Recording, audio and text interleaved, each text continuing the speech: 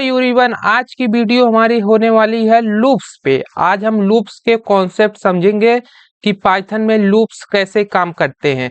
आज की वीडियो में हम व्हाइल लूप और फॉर लूप को अच्छे से समझेंगे। चलिए हम चलते हैं अपने वीएस कोड को।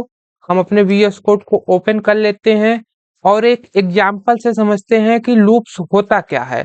लूप्स हमारा बेसिकली क्या काम करता है कि जब हमें किसी चीज को रिपीट करना होता है, मतलब किसी काम को बार बार करना होता है, तो हम क्या करते हैं, पाइथन में लूप्स का यूज करते हैं।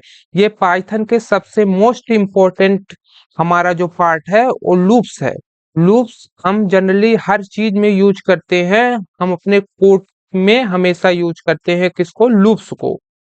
तो हम समझते हैं कि जैसे हमें अपना नाम प्रिंट कराना है बार बार, मान लीजिए कि हमें 100 बार अपने नाम को प्रिंट कराना है, तो हम क्या करेंगे, प्रिंट स्टेटमेंट यूज करेंगे। जैसे प्रिंट फंक्शन का प्रिंट लिखेंगे, प्रिंट नेम लिखेंगे, फिर प्रिंट नेम लिखेंगे, बार बार हमको लिखना पड़ेगा।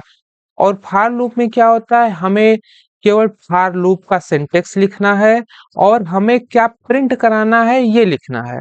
बाकी कितनी बार का कराना है ये आप फॉर लूप में रेंज में दे देंगे, तो बेसिकली हमें उतनी बार प्रिंट कर देगा। जिस कोड को हमें 100 बार लिखना होता है उसे हम 2 लाइन में लूप्स की हेल्प से लिख सकते हैं। ये हमारे पाइथन कोड को अच्छा और शॉर्ट बनाता है, जिससे हमें कोड को देखने में अच्छा लगता है और समझने में भी हमें कोई दिक्कत नहीं होती है। तो इसमें आज की वीडियो में हम बात करने वाले हैं फॉर लूप और व्हाइल लूप के बारे में। तो हम पहले बात करते हैं कि हमारा फॉर लूप होता क्या है। तो फॉर लूप हमारा बेसिकली जो होता है किस सिंटेक्स पे काम करता है, तो हम यहाँ समझते हैं अपने स्क्रीन पे। तो फॉर लूप जो हमें लिखा जाता है हम कैसे लिखते हैं ये देखिए। फॉर आई इन रेंज, अब रेंज ब्रैकेट ओपन। अब यहाँ पे पहले इसको समझ लेते हैं जो मैंने लिखा है। फॉर क्या है, फॉर लूप है हमारा। हम क्या, फॉर मतलब फॉर लूप लगा रहे हैं। और आई क्या है, आई हमारा एक वेरिएबल है जिसमें ये जो हमारे रेंज में जो हम करेंगे उसमें जाके स्टोर होगी। और इन रेंज, रेंज, अब रेंज हम क्या देंगे कि हमें कहाँ से स्टार्ट करनी है और कहाँ तक जाना है। जैसे मान लीजिए कि हमें सीढ़ियां चढ़नी है, हमें मान लीजिए 7 सीढ़ियां चढ़नी है, तो 7 सीढ़ियों को चढ़ने के लिए हमें क्या करना होगा, हमें रेंज देनी होगी, हमें कहाँ से स्टार्ट करना है। जैसे मान लीजिए फॉर लूप में क्या होता है, हम ऐसे भी हो सकता है कि हम पहले सीढ़ी चढ़े, फिर डायरेक्ट तीसरी सीढ़ी चढ़े, फिर 5वीं सीढ़ी चढ़े, फिर 7वीं सीढ़ी चढ़े, या हम एक एक करके चढ़े। वही हमारा बेसिकली होता है कि रेंज।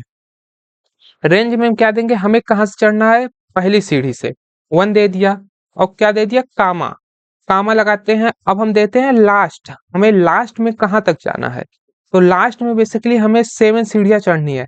और फॉर लूप में क्या होता है कि जहां तक हमें जाना है +1 करके देते हैं, मतलब एक एक्स्ट्रा हम ऐड कर देते हैं। तो एक्स्ट्रा ऐड करने के लिए हमें 7 सीढ़ियां चढ़नी है, तो +1 हमें 8 लिखना होगा। तो 8 लिखने के बाद हमें यहाँ पे लगा देना होगा। उसके बाद हमें यहाँ से प्रिंट कराना होगा। अगर हम बेसिकली आई को प्रिंट कराएंगे तो हमें बेसिकली, जैसे हमने बात की सीढ़ियां, तो सीढ़ियों का नंबर हमें दे देगा। अगर हम सीढ़ियों को नंबर, जैसे यहाँ से प्रिंट हम आई को करते हैं, ठीक है। अब यहाँ से कोड को रन कराते हैं, तो यहाँ से आपको दिखेगा 1 2 3 4 5 6 7, या हमें क्या किया, सीढ़ियों का नंबर दे दिया बेसिकली। अब हम इस आई की जगह कुछ भी प्रिंट करा सकते हैं। यहाँ से हम हेलो प्रिंट करा सकते हैं, अपना नाम दे सकते हैं, कुछ भी यहाँ से हम प्रिंट करा सकते हैं। जितनी बार हमने रेंज दी है उतनी बार जो हम प्रिंट कराएंगे वो बार बार प्रिंट हो जाएगा। तो यहाँ से देखो हेलो हेलो आपके सामने आया होगा। तो आपको अगर हेलो 7 बार लिखना होता तो आप क्या करते हैं, प्रिंट हेलो लिखते हैं, प्रिंट हेलो लिखते हैं, 7 बार आपको प्रिंट हेलो लिखना होता है। और फॉर लूप में क्या हुआ, हमने रेंज दे दी कि यहाँ से स्टार्ट करनी है और यहाँ पे खत्म करना है। तो हमने हेलो को प्रिंट कराया, ये हमें 7 बार प्रिंट आ गया, 7 बार। तो आपको फॉर लूप समझ में आया होगा अच्छे से। अभी हम फॉर लूप के कॉन्सेप्ट को सीख रहे हैं। जब हम फॉर लूप के कॉन्सेप्ट और सारे लूप के कॉन्सेप्ट को सीख लेंगे, तो जो मेरी नेक्स्ट वीडियो होगी लूप्स को सीखने के बाद, उसमें मैं इस लूप से रिलेटेड जितने भी हमारे प्रोग्राम होते हैं वो मैं आपको अच्छे से बताऊंगा, और कैसे डिफिकल्ट क्वेश्चन को सॉल्व करते हैं लूप्स की हेल्प से, वो भी मैं आपको आने वाली वीडियो में बताऊंगा। तो पहले आपको बेसिक स्ट्रक्चर होना चाहिए लूप्स के कॉन्सेप्ट को। तो लूप्स का कॉन्सेप्ट में आपको फॉर लूप अच्छे से समझ में आया होगा। अब हम बढ़ते हैं अपने नेक्स्ट लूप्स की तरफ, जो हमारा है व्हाइल लूप। व्हाइल लूप क्या होता है, एक एग्जांपल से समझते हैं। व्हाइल लूप में हमें बेसिकली रेंज नहीं देनी होती है। जैसे हमें मैक्सिमम रेंज देनी होती है, स्टार्टिंग रेंज नहीं देनी होती है। जहां तक हम देते हैं उसके नीचे, मतलब डाउन, उससे नीचे तक वह लेता है अपने आप।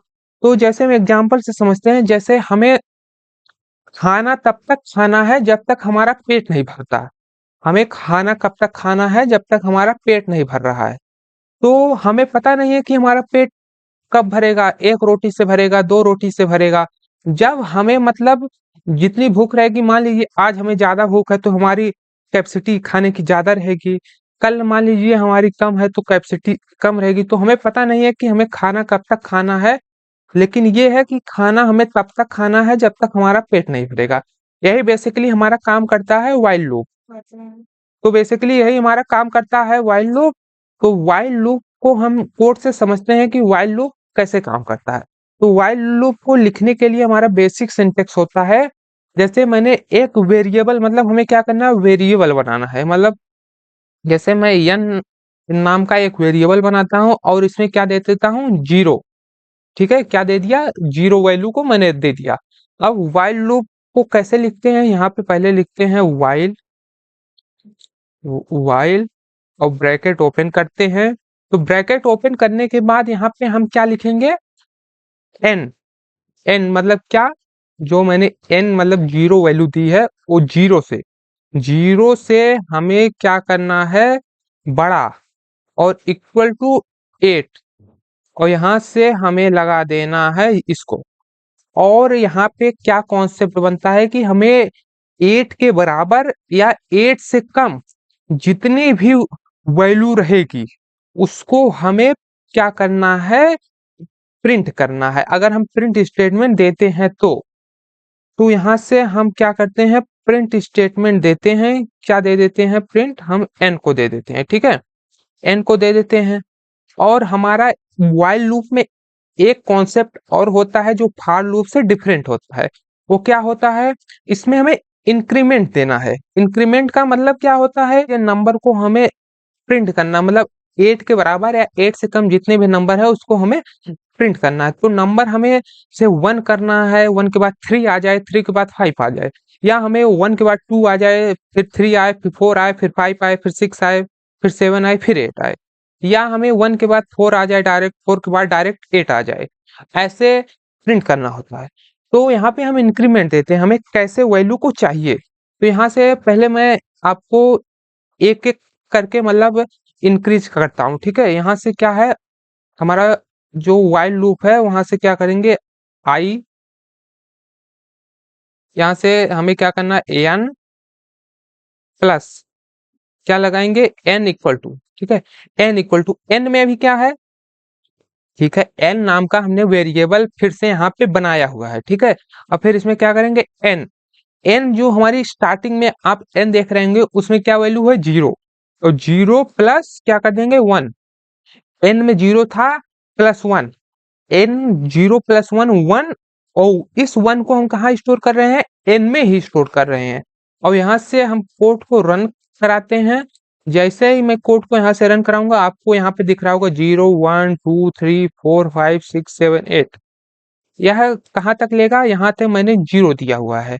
यहाँ ये हमारा क्या होता है, स्टार्टिंग वैल्यू, जैसे एन एन यहाँ पे 0 है ना, तो यहाँ एन दिया हूं तो 0 तक लेगा, 0 के बराबर या उससे बड़ा, और 8 से कम या उसके बराबर।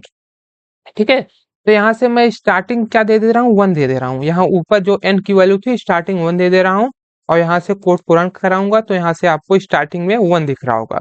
अब ये क्या है, एक एक का इंक्रीमेंट कर रहा है, एक एक का इंक्रीमेंट कर रहा है। अब हम चाहते हैं कि ये 1 के बाद 3 आ जाए, 3 के बाद 5 आ जाए, 5 के बाद 7 आ जाए। तो उसके लिए हमें क्या करना होगा, जहाँ पे मैं n+1 दिया हूँ, ठीक है, तो वहाँ पे आपको क्या देना है, n+2 देना है। तो यहाँ पे क्या होगा, n में क्या है हमारा, यहाँ 0 है, 0+2, तो यहाँ से 2 का होगा। अब यहाँ से 2 आएगा, फिर 4 आएगा, फिर 6 आएगा, फिर 8 आएगा, ठीक है। यहाँ से हम रन करते हैं, यह 2 आएगा, मतलब दो दो को छोड़ के यहाँ से देखिए 1 3 5 7, यहाँ से n+2, n में हमारा क्या था, 1 था, यहाँ पे 1+2 क्या हो गया, 3 हो गया। अब यहाँ पे मान लीजिए 3+2 क्या हो गया, 5 हो गया। अगर हम यहाँ पे स्टार्टिंग में 0 देते हैं तो ये हमारा क्या करेगा, 2 आएगा, फिर 4 आएगा, फिर 6 आएगा, फिर 8 आएगा। यहाँ से हम कोड को रन करते हैं, जैसे ही मैं कोड को रन करूंगा यहाँ से आप देखेंगे 0 आएगा, 2 आएगा, 4 आएगा, 6 आएगा, 8 आएगा। क्यों, यहाँ 0 से स्टार्ट किया, 0 के बाद हमने इंक्रीमेंट कितना दिया, 2 दिया है, 0 के बाद 4 आया, 6 आया, 8 आया। तो यही हमारा काम करता है फॉर लूप और व्हाइल लूप। तो यह कॉन्सेप्ट आपको अच्छे से समझ में आया होगा हमारे फॉर लूप और व्हाइल लूप के। तो हम आने वाली वीडियो जो हमारी अगली होने वाली है उसमें हम सीखेंगे कि हम अपना जो हमारा एक लूप होता है व्हाइल ट्रू के नाम से, व्हाइल ट्रू, और होता है नेस्टेड लूप, इन दोनों लूप्स को हम अगली वीडियो में समझेंगे अच्छे से। तब तक के लिए वीडियो को लाइक कर दें, चैनल को सब्सक्राइब कर दें। Thank you for watching.